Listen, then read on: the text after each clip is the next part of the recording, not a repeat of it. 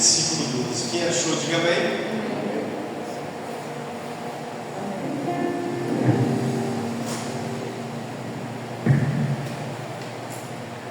Segundo Coríntios capítulo 1, versículo 12, diz assim a palavra do Senhor: porque a nossa glória é esta, o testemunho da nossa consciência, de que com simplicidade e sinceridade de Deus, não por sabedoria carnal, mas na graça de Deus, temos vivido no mundo e maiormente convosco. Pai, essa é a sua palavra. Fique à vontade nessa noite para ministrar ao nosso coração. Fale conosco, meu Pai, de uma forma especial, poderosa. Nós precisamos e queremos ouvir a sua voz. Nós estamos aqui por causa da sua presença, e nós queremos sair daqui totalmente transformados pela sua palavra, que ela possa alcançar morada no nosso coração, transformar o nosso interior, e que possamos dar testemunho de que o Senhor vive e reina para todos sempre. Em nome de Jesus. Amém. Amém? Louvado seja Deus, queridos. Eu quero falar um pouquinho nessa noite sobre a consciência cristã. Esse tema, ele permeou a minha semana, e confesso para vocês que Deus tem ministrado muito ao meu coração sobre esse tema. Se Deus assim o permitir, eu quero falar um pouquinho nessa noite sobre a consciência fraca. 3 coisas que eu quero falar: a consciência fraca, a consciência silenciada e a consciência purificada. Mas eu quero contextualizar Coríntios, para que a gente possa entender a carta de Coríntios, irmãos, tanto a primeira como a segunda. Nós vamos nos deparar com a cidade de Corinto. Era uma cidade muito rica, comercial e extremamente cultural, conhecida pela filosofia, pela retórica, imoralidade e competição de status, formada por uma igreja jovem, cheia de dons, mas cheia de imoralidades espirituais. Esse ambiente criava espaço para líderes carismáticos que buscavam status. Também criavam espaço para debates sobre sabedoria humana, questionamentos sobre autoridade e conflitos internos. É nesse ambiente que as cartas de Paulo, 1 e 2 Coríntios, nos mostram que houve, no decorrer da caminhada, muitos levantes, muitas insinuações contra o próprio apóstolo Paulo. Você vai encontrar, queridos, em 1 e 2 Coríntios, alguns questionamentos contra Paulo, como por exemplo, eles questionavam a sua autoridade apostólica. 1 Coríntios 9, 1 ou 2, 2 Coríntios 12, versículo 11 e 12, 2 Coríntios 10, versículo 8, e 2 Coríntios 11 e 5. Eles questionavam a autoridade apostólica de Paulo, pelo fato dele não ter andado diretamente com Jesus. Paulo, ele traz uma resposta firme sobre esse questionamento acerca da sua autoridade apostólica. Esses versículos que eu citei falam sobre isso. Também havia ali alguns que desprezavam a ele pela sua falta de eloquência. Olha só, Paulo encontrou desprezo sobre a sua falta de eloquência. 2 Coríntios 10, 10, 1 Coríntios 2, 1 ao 4 e 2 Coríntios 11, 6. Havia ali também insinuações de que suas cartas eram agressivas, mas ele pessoalmente era fraco. 2 Coríntios 10, 2 Coríntios 10, 10. Eles os acusaram de falsidade, de duplicidade e de instabilidade. 2 Coríntios 1, 17, 2 Coríntios 1, 23, 2 Coríntios 7, 2. Eles suspeitaram acerca do dinheiro que Paulo recebia. 1 Coríntios 9, 3, 18, 2 Coríntios 11, 7 a 12 e 2 Coríntios 12, 14 e 18. Eles os acusaram de manipulação e de astúcia. 2 Coríntios 12, 16. Eles fizeram comparações desfavoráveis com outros líderes. 1 Coríntios 1, 12, 1 Coríntios 3, 3, 2 Coríntios 11, 5, 2 Coríntios 12, 11. Tem mais que isso. Eles insinuaram que Paulo era uma pessoa inconsistente e emocionalmente fraca. 2 Coríntios 5, 13, 2 Coríntios 10. Eles colocaram sobre ele algo que caminhava para dentro de legitimidade espiritual. 2 Coríntios 11, 4. Eles duvidaram sobre o amor que Paulo tinha por Coríntios. 2 Coríntios 11, 11. E eles fizeram insinuações que ele era inferior socialmente. 1 Coríntios 4, 9, 13 e 2 Coríntios 10, 10. Por que eu estou falando isso, irmãos? Porque quando nós lemos 2 Coríntios 1, 12, nós vamos encontrar a resposta que Paulo dá em cima daquilo que eles estavam questionando sobre a sua conduta. Parte da resposta que Paulo dá em cima, volto a dizer, de todas essas acusações, questionamentos e insinuações que aquela igreja colocava sobre ele. E a resposta, irmãos, que eu amo e que Paulo dá e que nós precisamos aprender um pouquinho com isso, ele fala: porque a nossa glória é essa, o testemunho da nossa consciência. Olha o que Paulo está dizendo. Ele está dizendo, irmãos, que a consciência dele estava limpa diante de Deus, estava purificada diante de Deus, mesmo que havia inúmeros questionamentos, mesmo que havia inúmeras insinuações contra ele, mesmo que havia inclusive comparações com outras pessoas que viviam dentro de imoralidades espirituais, Paulo estava dizendo e afirmando categoricamente: porque a nossa glória é esta, o testemunho da nossa consciência, de que com simplicidade e sinceridade de Deus, não com sabedoria carnal, mas na graça de Deus, temos vivido no mundo e maiormente convosco. Agora sim, o que é a consciência? A consciência é uma habilidade inata de sentir o certo e o errado. O que te faz entender o que é certo ou o que é errado, humanamente falando, é a sua consciência. Agora vamos lá. A consciência pede que façamos o que está certo e nos impede de praticar o que cremos que está errado. É uma faculdade humana que julga nossas ações e nossos pensamentos mediante a luz do mais alto padrão que conhecemos. A palavra consciência é a combinação das palavras skai, que quer conhecer, e com, que quer dizer juntamente. No grego, irmãos, isso quer dizer sunedeisis, que é co-conhecimento.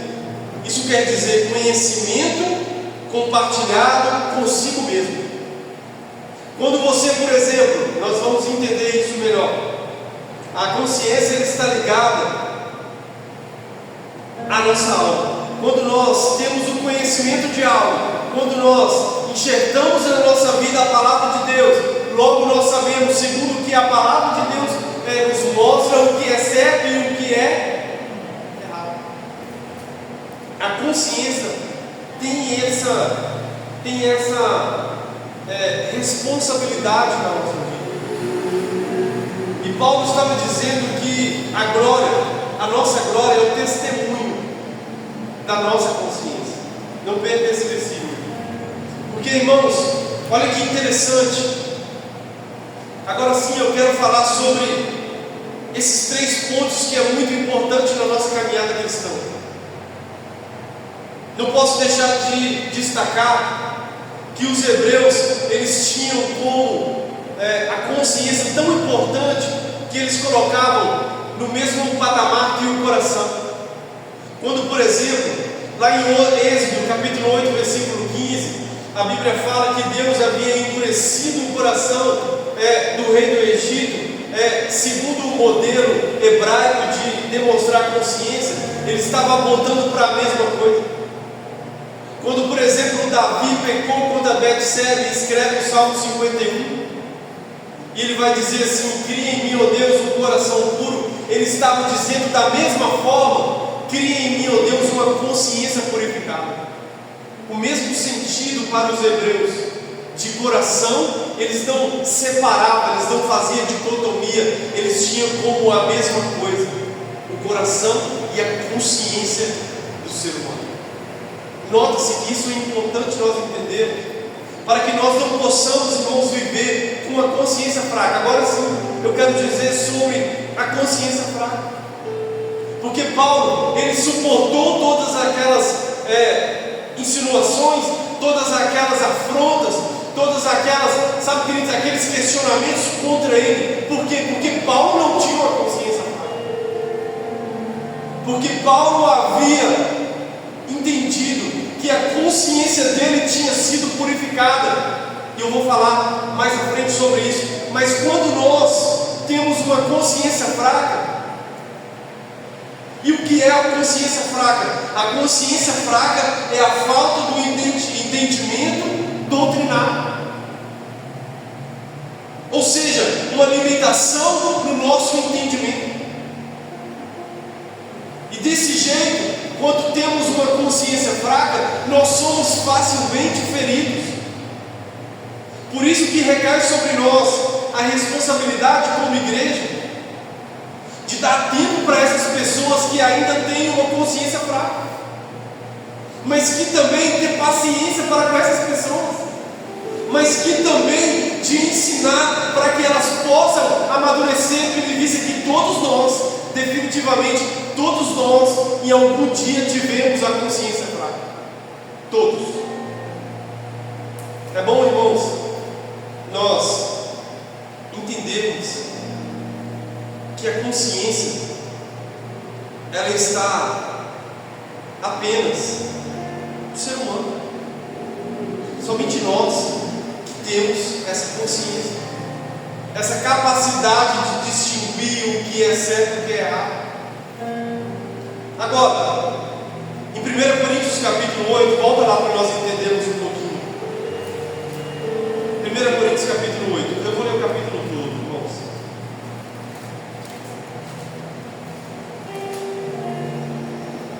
Ora, no tocante às coisas sacrificadas aos ídolos, sabemos que todos temos ciência. A ciência incha, mas o amor edifica.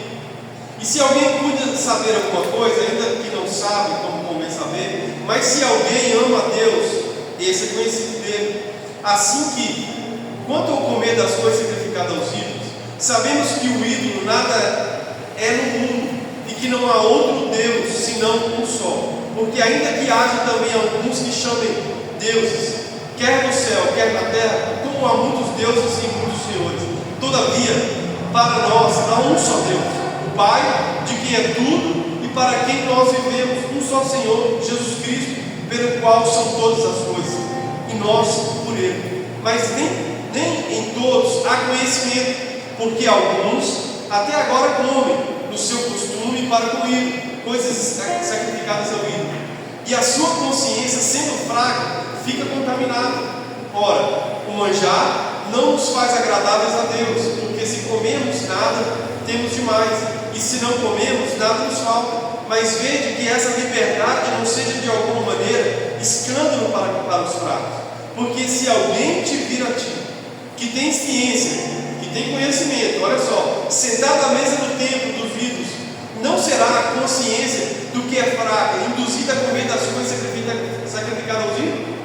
E pela tua ciência, perecerá o irmão fraco, pelo qual Cristo morreu. Ora, pecando assim contra os irmãos, e ferindo a sua fraca consciência, pecais contra Cristo. Pelo que, se o manjar escandalizar o seu irmão, nunca mais comerei carne, para que meu irmão não se escandalize.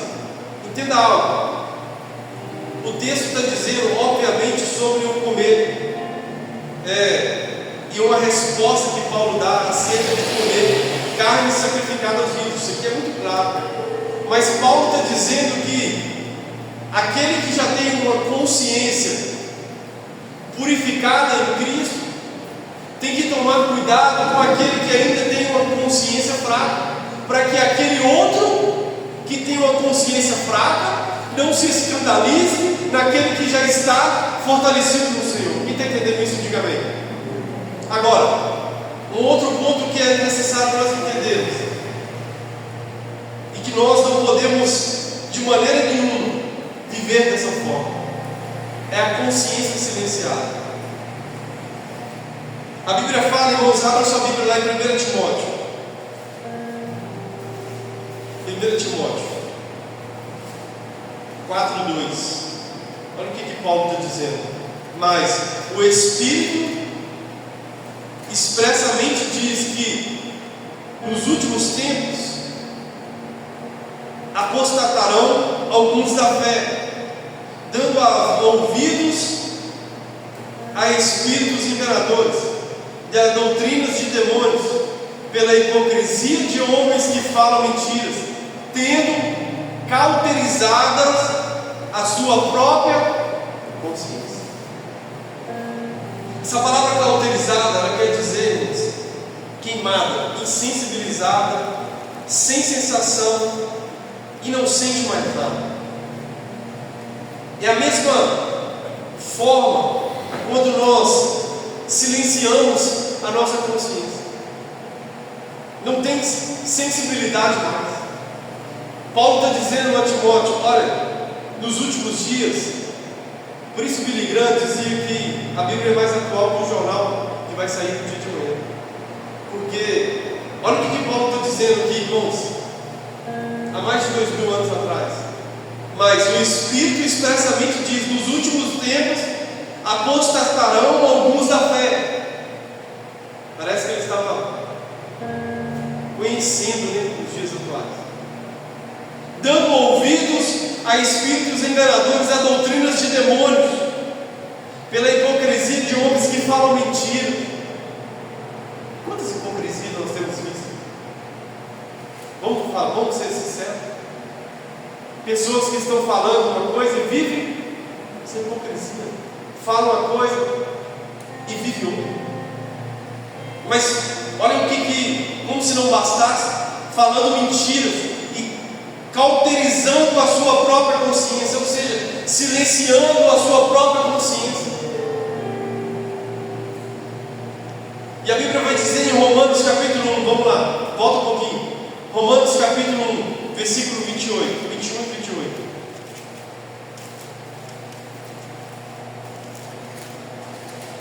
Romanos 21. Porquanto, tendo conhecido a Deus, não glorificaram como a Deus, nem lhe deram graças, antes em seu discurso se desvaneceram e o seu coração incessado se obscureceram,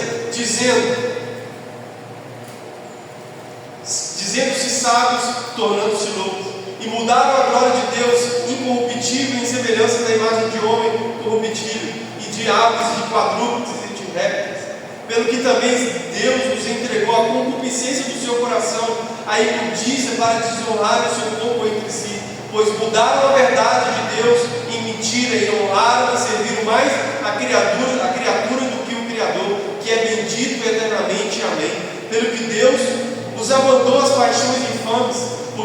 suas mulheres mudaram o uso natural ao contrário da natureza, semelhantemente também os varões, deixando o uso natural da mulher, se inflamaram em sua sensualidade, uns para com os outros, varão com varão, cometendo torpeza, recebendo em si mesmo a recompensa que vinha ao seu erro. E com eles se não importaram de ter conhecimento de Deus, assim e como eles não se importaram de ter conhecimento de Deus, assim Deus os entregou a um sentimento perverso para fazerem coisas que não convêm.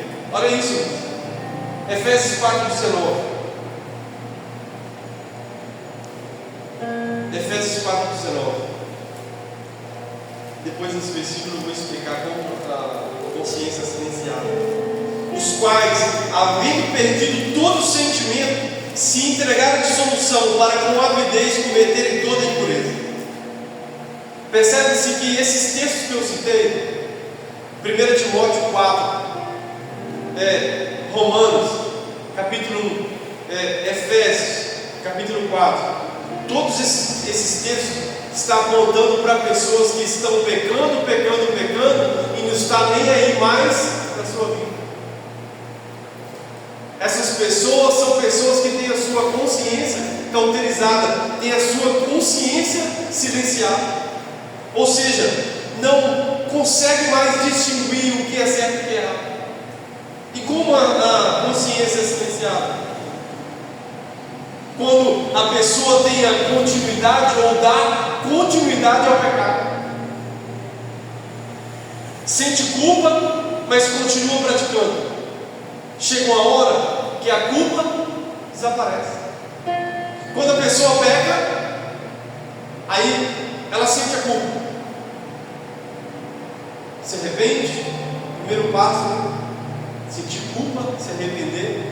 Deus perdoa, obviamente, mas ela continua pecando no mesmo erro, até que vai chegar um tempo na vida dessa pessoa que a sua própria consciência vai deixar de trazer o alerta, vai deixar de dizer para ela: olha, você está pecando, você está fazendo algo que não condiz com a realidade bíblica ao qual o seu coração outrora foi entregue.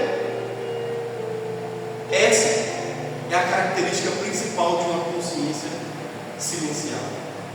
Agora, as justificativas que geralmente essas pessoas trazem, que está a um passo de ter a sua consciência, ou na maioria das vezes já tem a sua consciência silenciada. Abre aspas. Todo mundo faz. O que tem que fazer? Entende? Todo mundo faz isso.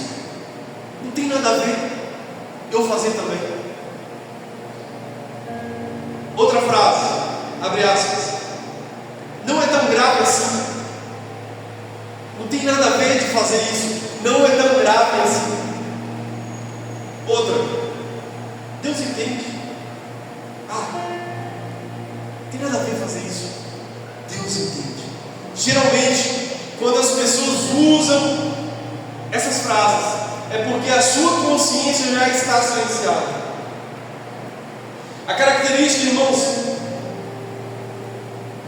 principal é resistência ao Espírito Santo, porque a Bíblia fala que é Ele que nos convence do pecado, da justiça e do resistência ao Espírito Santo. Rejeição à verdade. As pessoas rejeitam a palavra, rejeitam a verdade bíblica. Primeiro, elas resistem ao Espírito Santo. Segundo, elas rejeitam a verdade. Terceiro, elas se expõem continuamente às práticas contrárias à fé do Senhor. Vivem uma vida dissoluta e se expõem dia após dia. Infelizmente, irmãos, eu conheço pessoas que vivem assim. E eu acredito que você também conhece pessoas que estão com sua mente, com a sua consciência silenciada, cauterizada, que se adentrou a uma vida tão grande de pecado que não consegue mais distinguir o que é certo e o que é errado. E geralmente, Deus permite que essas pessoas passem por algum momento na sua vida, para que elas possam voltar de novo a refletir. Pensa comigo.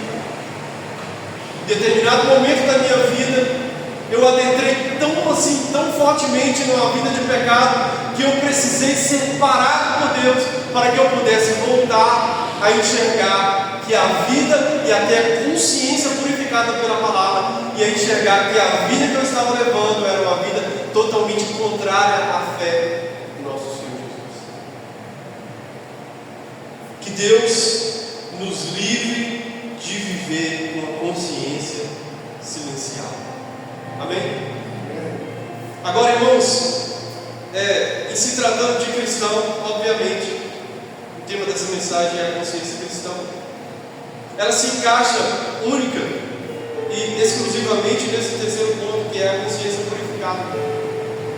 Mas eu fiz questão de destacar esses dois pontos, porque nós, irmãos, precisamos saber o lugar onde nós não podemos adentrar.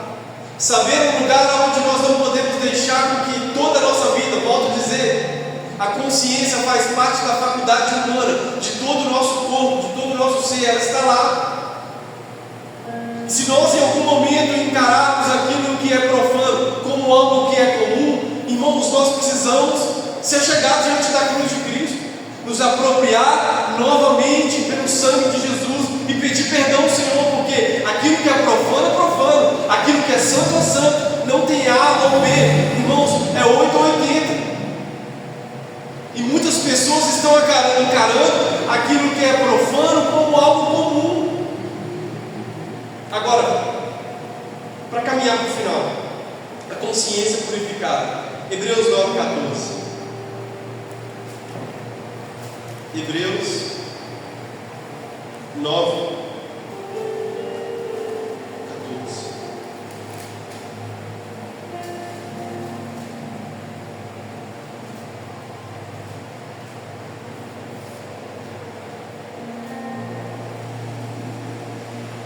Olha o que a Bíblia diz, irmãos. Quanto mais o sangue de Cristo, que pelo Espírito eterno se ofereceu a si mesmo imaculado a Deus, purificará a vossa consciência das obras mortas, para servirdes ao Deus vivo. Aqui o escritor dos Hebreus está dizendo que o sangue de Cristo, que foi derramado no madeiro, ele tem o poder de purificar toda a sua vida, o contexto vai dizer isso, mas quanto mais, ainda mais, a sua consciência, que é algo que nós muitas das vezes deixamos de lado, que é algo que nós muitas das vezes, irmãos, não damos o devido valor que precisa ser dado. Olha o que o texto está dizendo: quanto mais o sangue de Cristo, que pelo Espírito eterno se ofereceu a si mesmo imaculado, purificará a vossa consciência. Fala assim comigo, sim, eu preciso. Está muito fraco, assim, eu preciso ter a minha consciência purificada pelo sangue de Jesus. Agora, irmãos, entenda algo. A consciência purificada é aquela que foi limpa, restaurada e libertada da culpa pelo sangue de Jesus, tornando-se sensível, equilibrada e alinhada com a vontade de Deus. Esse é o estado saudável da consciência cristã. Volto a dizer, a consciência purificada é aquela que foi limpa, restaurada, libertada da culpa pelo sangue de Cristo, tornando-se sensível, equilibrada e alinhada com a vontade de Deus. Hebreus 10, 22. Chegando-nos com verdadeiro coração e inteireza de fé, tendo o coração purificado da má consciência e o corpo lavado com água limpa. Tito capítulo 1, versículo 15. Tito 1, 15. Todas as coisas são puras para os puros, mas nada é puro para os contaminados e infiéis. Antes, o seu entendimento e consciência estão contaminados. 1 Pedro 3, 21. 1 Pedro 3, 21. Que também, como uma verdadeira figura salmo. Batismo não do despojamento da imundícia da carne, mas da indagação de uma boa consciência para com Deus pela ressurreição de Jesus Cristo. Como a consciência é purificada? Obviamente, irmãos, que é pelo sangue de Jesus que nós nos apropriamos. Primeiro ponto, pelo sangue de Jesus. Segundo, pela palavra. O quanto que você tem deixado a palavra de Deus fazer morada no seu coração. Quando o salmista vai dizer, Salmo 119, olha, eu escondi a tua palavra no meu coração para não pecar contra ti. Ele estava dizendo que quando ele escondia, quando ele guardava a palavra de Deus no coração dele, quando ele estava à beira do abismo, porque o pecado é o abismo, quando ele estava à beira do abismo, a consciência dele dizia: opa, a palavra que você guardou no seu coração está dizendo que você não pode fazer isso. Logo, ele não pecava contra Deus. Agora nós, irmãos, como cristãos que somos, precisamos guardar a palavra do Senhor no nosso coração. Precisamos passar pelo escrutínio da palavra em todo o nosso corpo e principalmente na nossa consciência. Se não temos a dimensão, se não temos o conhecimento daquilo que agrada a Deus, daquilo que desagrada a Deus, se não temos o conhecimento daquilo que é certo, daquilo que é errado, sobretudo pela palavra de Deus, como nós vamos viver uma vida que agrada a Ele? Se nós, volto a dizer, estamos encarando aquilo que é sagrado como algo comum e estamos vivendo coisas profanas, sendo que nós não estamos, irmãos, entendendo que aquilo é profano, que aquilo, irmãos, não condiz com a realidade bíblica da fé cristã. Terceiro, primeiro, sangue de Jesus. Segundo, pela palavra. Terceiro, confissão de arrependimento. Confissão e arrependimento. Quando nós identificamos que há algo errado, primeiro, volto a dizer, sentimos a culpa, depois nós confessamos e nos arrependemos. E uma das coisas que faz a pessoa ter a consciência silenciada é justamente o não confessar. Quando nós não confessamos, nós vamos perpetuando em uma vida de pecado. Quando nós deixamos de se arrepender, deixamos de lado o arrependimento. No primeiro momento temos culpa, mas não nos arrependemos. Temos culpa, não nos arrependemos. Vamos perpetuando. Logo, irmãos, a consciência vai deixar de te acusar que você pecou. Mas quando nós confessamos, Provérbios vai dizer que aquele que confessa os seus pecados e deixa, alcançará misericórdia, mas aqueles que não confessam nunca prosperarão. 1 João capítulo 1, versículo 9: se confessar os seus pecados, Ele é fiel e justo para te perdoar e te purificar de toda injustiça. Logo, precisamos todos os dias confessar os nossos pecados. Você chegar diante do Senhor. Quarto,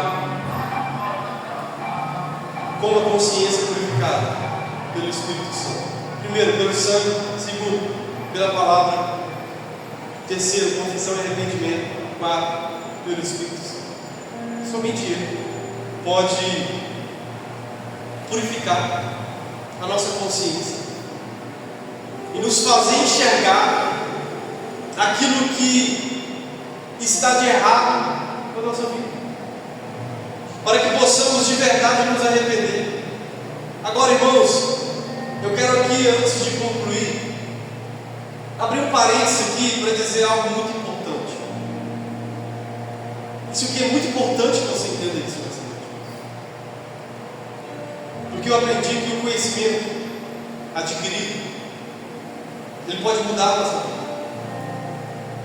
Quando eu estava meditando nessa palavra, eu lembrei, pelo Espírito Santo de Deus, da parábola do rico e do Lázaro, aonde a Bíblia fala, em Lucas 16, versículo 19 em diante, de que havia um homem muito rico, que se esbanjava nas luxúrias, na ostentação, no linguajar de hoje. E existia um homem que se chamava Lázaro, e que ele fora colocado na porta desse rico para pedir esmola. Os dois morreram. O rico foi para o Hades, que a tradução quer dizer também fé. Lázaro, o mendigo, foi para o seio de Abraão. E a Bíblia fala dentro desse texto de que o homem rico, ele gritava e pedia a Abraão para pedir a Lázaro, por sua vez, de molhar o dedo e colocar na boca dele. E Abraão falou que não era possível. Em um outro pedido ele fala: então pede para ele para ir lá e pregar para os meus irmãos. E Abraão também não aceitou o pedido. A parábola é essa. Mas o que eu queria te dizer em cima dessa parábola, que fica claro nesse texto, embora a finalidade da parábola não é exatamente essa. A finalidade da parábola é demonstrar como nós estamos vivendo a nossa vida aqui, ponto. Mas o que fica claro nesse texto, nessa parábola, é que se nós não utilizarmos a nossa consciência aqui para viver uma vida purificada diante de Deus, lá, aqueles que chegarem na condenação, a sua consciência será utilizada como um tormento na vida da pessoa. E isso aqui é um dos pontos mais pesados em relação à nossa consciência. Ou nós utilizamos a consciência purificada para viver uma vida de santidade com Cristo, ou utilizaremos ela no juízo para piorar o nosso estado de condenação e sofrimento que haverá no inferno. Isso é fato. E aqui eu concluo com as palavras de J.I. Packer, um dos escritores que eu mais gosto, acerca dessa questão da consciência. Ele vai dizer que uma consciência saudável, ele age como um monitor de Deus em nós, alertando, proibindo e produzindo culpa quando necessário. Satanás tenta corromper e silenciá-la usando o relativismo, o materialismo e o hedonismo do nosso tempo presente. E quando a igreja absorve a fraqueza moral do mundo, quando a igreja passa a viver do mesmo padrão que o mundo vive, sua tarefa fica ainda mais fácil. A tarefa de Satanás fica ainda muito mais fácil.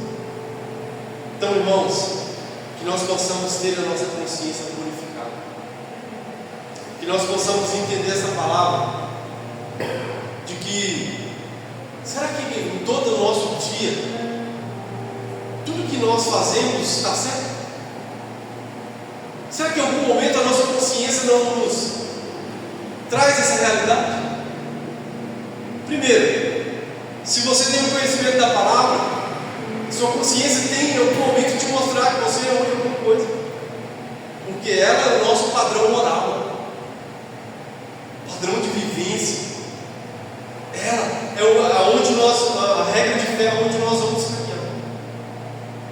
Agora, se você vive a sua vida e em nenhum momento está tudo certo, está tudo comum, está tudo de boa para você, então nós precisamos purificar nossa vida.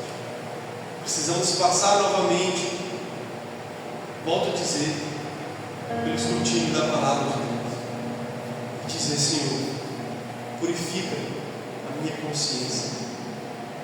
Eu quero ter, como diz o apóstolo Paulo, no texto em que nós lemos, em 2 Coríntios, capítulo 1, versículo 12, porque a nossa glória é esta, o testemunho da nossa consciência.